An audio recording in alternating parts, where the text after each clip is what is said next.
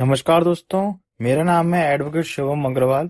अक्सर हम समाचारों के द्वारा घरों में चोरी, दुकानों में तोड़फोड़ या अन्य प्रकार के अतिक्रमण की घटनाएं सुनते रहते हैं।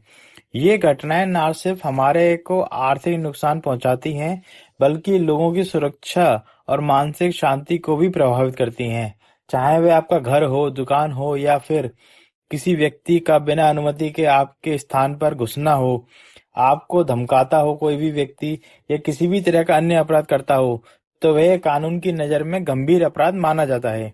इन घटनाओं के पीछे कानूनी पहलू को समझना हमारे लिए बेहद जरूरी है। भारतीय न्याय संहिता की धारा सेक्शन 329 में क्रिमिनल ट्रेसपास के बारे में बताया गया है, यानी कि अगर कोई भी व्यक्ति किसी अपराध को करने के इरादे से किसी अन्य व्यक्ति की संपत्ति में उसको डराने, अपमानित करने या परेशान करने के इरादे से प्रवेश करता है, तो उसे आपराधिक अतिचार यानी कि क्रिमिनल ट्रेसपास कहा जाता है। इसी धारा के उपधारा 2 में ये बताया गया है कि जब कोई व्यक्ति किसी के भवन, तंबू या जहाज में प्रवेश करता है या वहां रहता है जिससे लोग अपने रहने के लिए उपयोग करते हैं, किसी भी पूजा स्थल या संपत्ति की सुरक्षा के लिए इस्तेमाल किया जाता है, ये प्रवेश आपराधिक इरादे यानी अपराध करने के इरादे से होता है, तो इसे गृह अतिचार कहा जाता है। इसे हाउस ट्रेसपास कहा जाता है।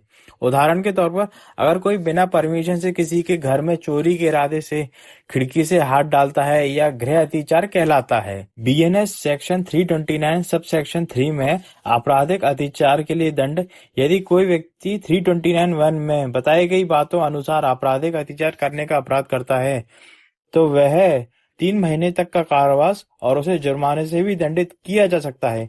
कुछ मामलों में अपराध की गंभीरता के आधार पर दोनों सजा यानी कि जुर्माना और कैद भी दिया जा सकता है।